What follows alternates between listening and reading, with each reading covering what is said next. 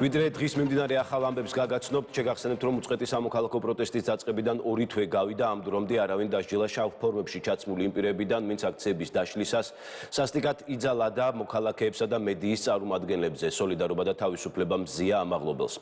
ევროპის საბჭოს საპარლამენტო ასამბლეაში საქართველოს საპარლამენტო დელეგაციის უფლებამოსილება შეიძლება არ ცნონ. სტრასბურგში საკითხი მომავალ კვირა შეიძლება გახდეს განხილვის თემა. არალეგიტიმურობის არგუმენტით ამას ქართული ოპოზიციური პარტიები მოითხოვენ. დელეგაციისთვის უფლებამოსილების შეჩერება ნიშნავს, რომ დეპუტატებს ევროპის საბჭოს საპარლამენტო ასამბლეაში საკომიტეტო და სასესიო ფორმატებში მუშაობა შეეზღუდებათ.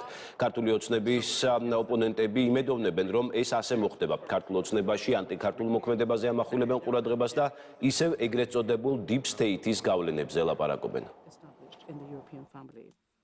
ეს სრულად არის ევროსაბჭოს კომპეტენციის საკითხი, ამიტომ მე აქ მიჭირს დღეს რაიმე პროგნოზის გაკეთება. მიუხედავად იმისა, რომ ვადასტურებ, რომ მე ჩვენი პარტიის სახელით წერილი გავაგზავნე ევროსაბჭოში, საერთოდ მინდა იცოდეთ, რომ მაშინ, როდესაც დღეს საქართველოს ყავს არალეგიტიმური მოძალადე, არალეგიტიმურსაც თავი რა დავანებოთ, მოძალადე ხელისუფლება, რა თქმა უნდა, ხელის ჩამოურთმებლობის და არაღიარების პოლიტიკას ჩვენ მხარს ვუჭერდით და მომავალშიც მხარს დავუჭერდით. იცით რომ თითქმის 2 თვეა მიმდინარეობს ქვეყანაში პროტესტი, საქართველოში არჩევნები არ ჩატარებულა სამართლიანად, ასე ვთქვათ, თავისუფალი არჩევნები არ ყოფილა, შესაბამისად ხელისუფლება არ არის ლეგიტიმური და მის წარმომადგენლები ნებისმიერ საერთაშორისო ასპარეზზე არ წარმოადგენენ საქართველოს. ეს არის მთავარი мотиваცია, როცა ჩვენ საუბრობთ იმაზე, რომ საქართველოს სახელით არ აქვს უფლება ივანიშვილს და მის ბანდას წარმოადგენდეს ქვეყანას. მე ვფიქრობ, რომ მსგავსი საკითხებზე დისკუსიაც კი თვითონ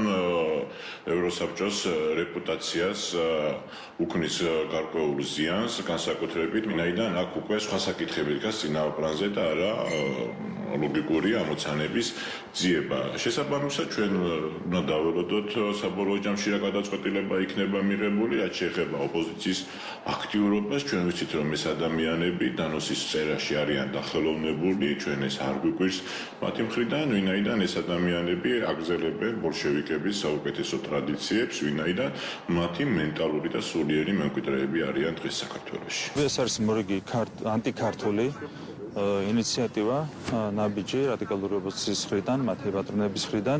ამით რა თქმა უნდა, ასეთი ინიციატივებით ისინი ვერავითარ შემთხვევაში ვერ შეარყევენ ჩვენი ქვეყნის პოზიციებს. რაც შეეხება ევროსაბჭოს საპარლამენტო ასამბლეას, იქ მუშაობა რა თქმა უნდა ჩვენთვის არის საინტერესო, თუმცა იმის და მიხედვით ვიმოქმედებთ, რა გადაწყვეტილებასაც მიიღებს ევროსაბჭოს საპარლამენტო ასამბლეა.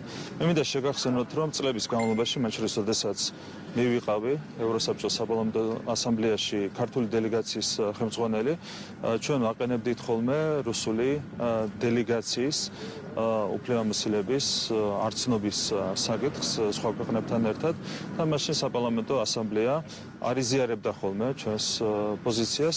დღეს აბსოლუტურად ღემილის მომგვრელია, როდესაც პრორუსულობის საბაბით რადიკალური ოპოზიცია და მათი პატრონები ცდილობენ ქართულ დელეგაციას შეუჩერონ მანდატი. რა თქმა უნდა, ასეთი ინიციატივები არის აბსოლუტურად ანტიქართული.